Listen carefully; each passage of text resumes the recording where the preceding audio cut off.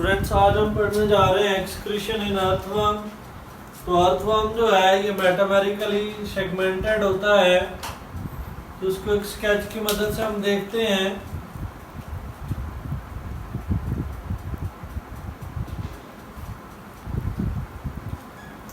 और यूं बीच में इसके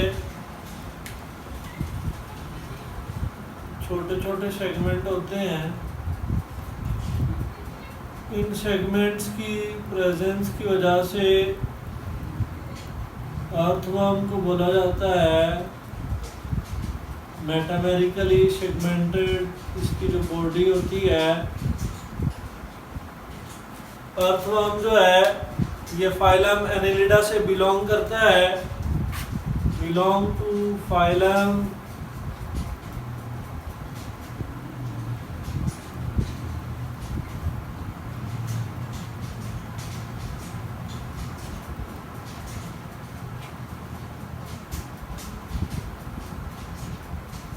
एनेलिडा। फाइलम एनेलिडा से बिलोंग करता है। इसकी बॉडी जो होती है वो मेटामेरिकली सेगमेंटेड होती है।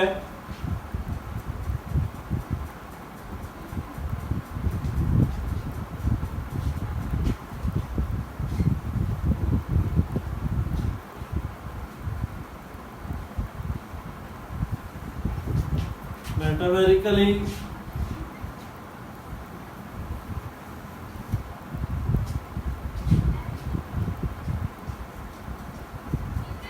सेगमेंटेड।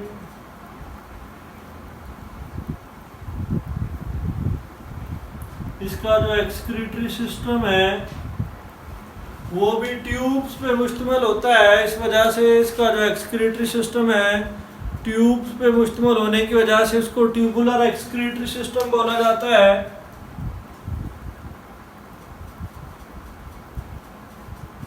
एक्सक्रीटरी सिस्टम काफी सारी ट्यूब्स पे मुश्तमिल होता है। ट्यूब्स पे मुश्तमिल होने की वजह से ये कंसिस्ट ऑफ मैनी ट्यूब्स। इस वजह से इसका एक्सक्रीटरी सिस्टम जो होता है उसको बोला जाता है ट्यूबुलर एक्सक्रीटरी सिस्टम। और इसके पास जो एक्सक्रीटरी ऑर्गन होता है जिसकी वजह से इसकी बॉडी में एक्सक्रीशन होती है उसको हम बोलते हैं प्रोटोनेफ्रीडियम।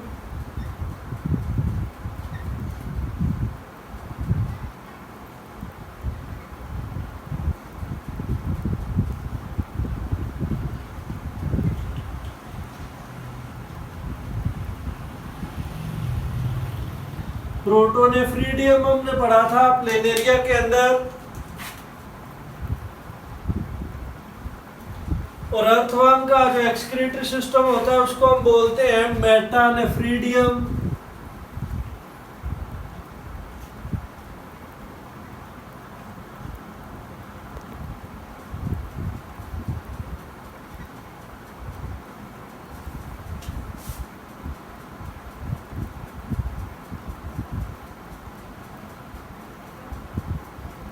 अब प्रोटोनेफ्रीडियम में कुछ मॉडिफिकेशन हुई हैं, कुछ चेंजेस हुई हैं एवोल्यूशन की वजह से। तो इसका जो एक्सक्रीटरी ऑर्गन है उसको मेटानेफ्रीडियम के नाम से बुलाते हैं या मेटानेफ्रीडिया। अब अगर इसका ये जो सेगमेंट है इसके इतने पार्ट्स को मैग्नीफाई करके देखा जाए तो उसकी जो शेप है वो कुछ इस तरह की दिखती है। इस पार्ट को मैग्नीफाई करके देखा तो उसकी शेप कुछ इस तरह की होती है।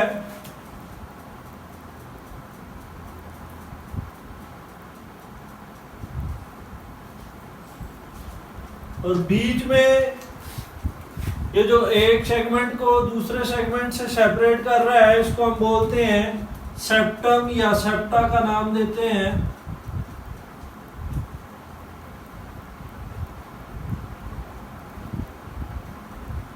ये जो है इसको हम सेप्टम बोलते हैं। एक पर्दा होता है जो एक सेगमेंट को दूसरे सेगमेंट से सेपरेट करता है। और इस पार्ट को, इस खाली जगह को हम बोलते हैं सीलोम।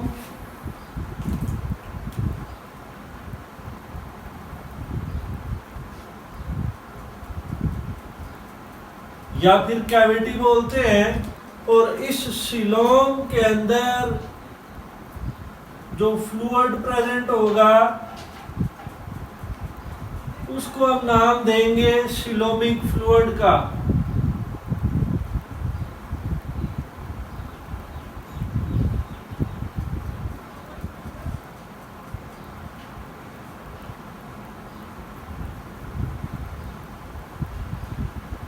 इस कैविटी के अंदर जो फ्लूइड होगा उसको सीलोमिक फ्लूइड बोलेंगे। इसके हर सेगमेंट के पास मेटानेफ्रीडियम का एक पेयर होता है।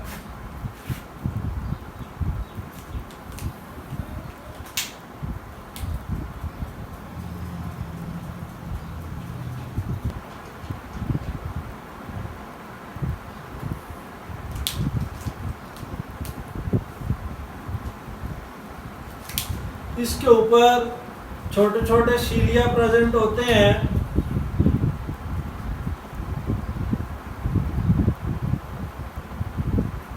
इसको बोलते हैं नेफ्रिडियो स्टोम।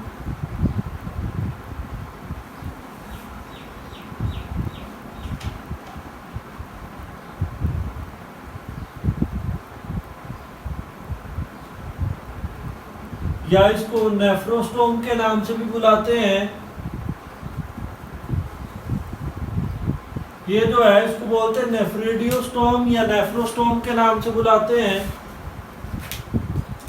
इसके बाद वाला जो पार्ट होता है ये कवर होता है कैपिलरी से।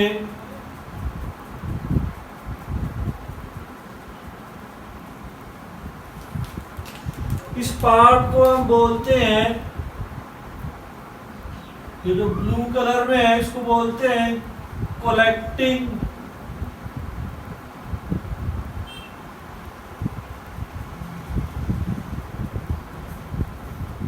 डक्ट।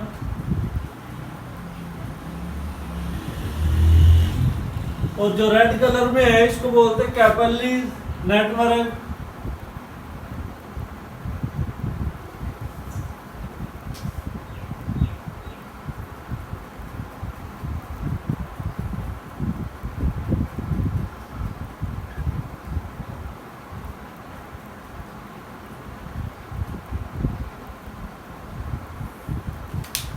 ये पार्ट जो होता है उसको हम बोलते हैं ब्लैडर।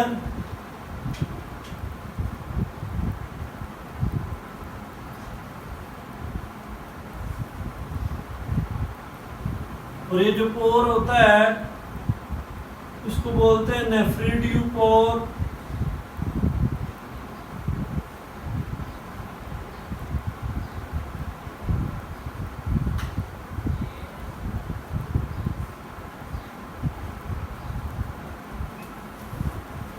अब होता क्या है, नेफ्रिडियोस्टोम के ऊपर सीलिया का जो गुच्छा होता है जिसको बोलते हैं टफ्ट ऑफ सीलिया, जब ये बीट करता है तो ये जो सीलोमिक फ्लूइड होता है जो सीलोम के अंदर प्रेजेंट होता है, या इसको एक और नाम से बुलाते हैं इंटरस्टिशियल फ्लूइड, या जिसको सीलोमिक फ्लूइड का नाम देते हैं, ये सीलिया की बीटिंग की वजह से नेफ्रोस्टोम के थ्रू होता हुआ मेटानेफ्रीडियम में आता है। वहां से ये जाता है कलेक्टिंग डक्ट में, और इसके ऊपर, इस कलेक्टिंग डक्ट के ऊपर कैपिलरीज का एक नेटवर्क होता है जो फॉर एग्जांपल ये जो है ये कलेक्टिंग डक्ट है, और इस कलेक्टिंग डक्ट के ऊपर ये कैपिलरीज का नेटवर्क है। अब इस इंटरस्टिशियल फ्लूइड के अंदर जो चीजें बॉडी को, अर्थवर्म की बॉडी को रिक्वायर होंगी उनको दोबारा रीअब्सॉर्ब कर लिया जाता है। ब्लड कैपिलरीज के अंदर और बाकी जो मटेरियल होता है उसको बेच दिया जाता है ब्लैडर में, और ब्लैडर से फिर नेफ्रीडियोपोर के थ्रू ये बॉडी से एलिमिनेट हो जाता है। यू अर्थवर्म के अंदर एक्सक्रीशन होती है। और फिर शुरू में एक स्टेटमेंट पढ़ा था, each segment as a pair of metanephridium. फिर यहाँ पे इस तरह का एक और स्ट्रक्चर होता है,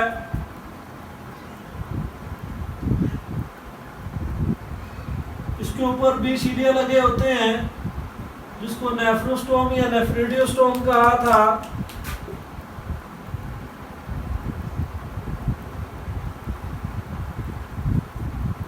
ऐसे ही इसके ऊपर कैपिलरीज का नेटवर्क होता है, इसके पास भी ब्लैडर होता है। अब इसके ऊपर कैपिलरीज का नेटवर्क बिल्कुल उसी तरह होता है और एक्सक्रीशन का सेम प्रोसेस जो होता है वो यहाँ पे रिपीट होता है। एक बार फिर से सुन लें, जब ये सीलिया वाइब्रेट करते हैं तो ये सिलोमिक फ्लूइड इसके अंदर इंटर होता है, फिर ये कलेक्टिंग डक्ट में जाता है जहाँ पे कैपिलरीज का नेटवर्क होता है। जो मटेरियल रिक्वायर्ड होता है बॉडी को उसको दोबारा से रीअब्सॉर्ब कर लिया जाता है, और जो फिल्टर्ड मटेरियल होता है उसको बॉडी से एलिमिनेट कर दिया जाता है एक पोर के थ्रू जिसको हम बोलते हैं नेफ्रीडियोपोर। अब प्रोटोनेफ्रीडियम और मेटानेफ्रीडियम के बीच में जो बेसिक है डिफरेंस वो ये है कि प्रोटोनेफ्रीडियम के पास कैपिलरीज का नेटवर्क नहीं था, मेटानेफ्रीडियम एडवांस है। एडवांस इसलिए है कि इसके पास कैपिलरीज का नेटवर्क है। अब इसको डिफाइन कैसे करेंगे मेटानेफ्रीडियम को? मेटानेफ्रीडियम कंटेन्स इंटरनल सिलिएटेड ओपनिंग। अब आप देख रहे हैं ये इंटरनल सिलिएटेड ओपनिंग है, किससे कवर्ड है? Covered by capillaries.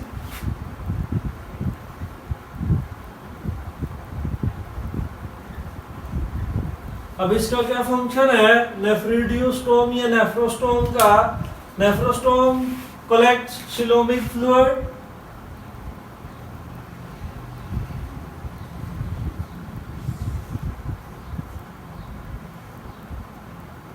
collect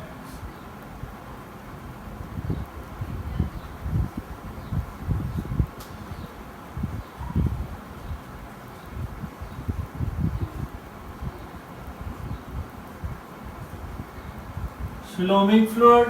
अब कैपिलरीज नेटवर्क जो होता है कैपिलरीज का, उसका क्या फंक्शन है? Epithelium of tubule,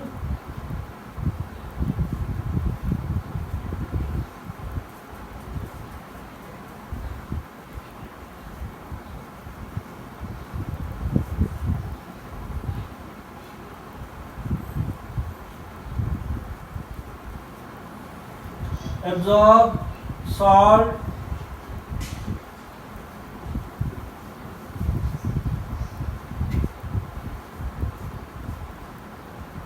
from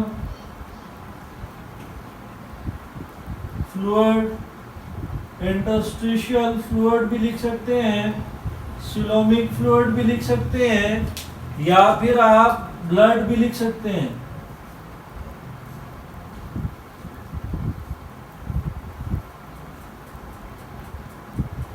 student, earthworm का जो एक्सक्रीटरी प्रोडक्ट होता है वो यूरिया होता है। एक्सक्रीटरी प्रोडक्ट ऑफ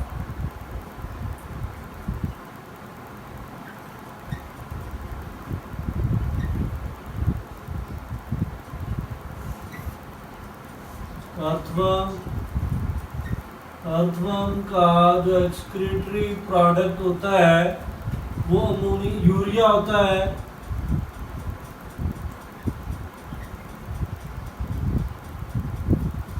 और अगर एक सेल में